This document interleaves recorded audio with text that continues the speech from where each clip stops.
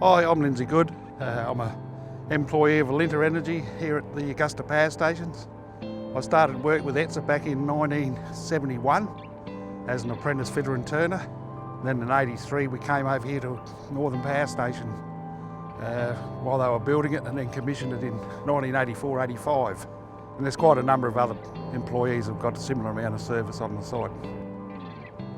I guess I became involved with the unions back in the early days when I was a fitter, back with the Metal Workers Union in those days. Back in about 2005, I became a union delegate again, principally during some EB negotiations, where the guys at Playford felt they needed some representation in that. With the resignation of a couple of the senior guys here at Northern, I've stepped up and taken over that role. Gives you the satisfaction of being able to ensure that the guys that can keep their entitlements, and also to be part of the negotiations for our enterprise bargaining agreements. At times we've had to fight long and hard to achieve what we've been seeking, or just to maintain what we already had in place.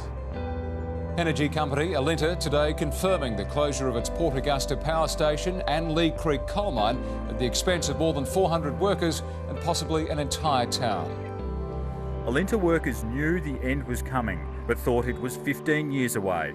Today they were told the Port Augusta power station and Lee Creek coal mine could close within months, leaving all 440 of them out of work. We know of families in our membership where the wife, husband and father all work at the power station. Alinta says its coal-fired power operations will close sometime between March 2016 and early 2018, despite having previously nominated 2030. We weren't sort of expecting a closure, having been told prior that the company had turned around, that we were doing well. There was a lot of disbelief, I think. There was even some people who were in denial that it was going to happen. Had a lot of help from the union.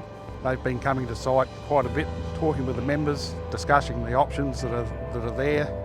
We've also entered into negotiations with management with regards to a closure plan that we're getting attached to the enterprise bargain agreement. End of July, a few of the members here travelled down to Adelaide to the Energy Industry Conference. A lot of the issues that are faces now were discussed at that conference. We had the opportunity to meet with state and federal politicians, and our key focus was to come up with an energy plan that we could input to the politicians to try and influence future direction for the electricity industry. I think it's important that workers be members of unions. Is there to protect their interests, to maintain their working conditions and wages. It also provides backup for people who have perhaps been unfairly treated or unfairly dismissed, that the unions can go in and fight for those workers' rights and sort of keep the system honest.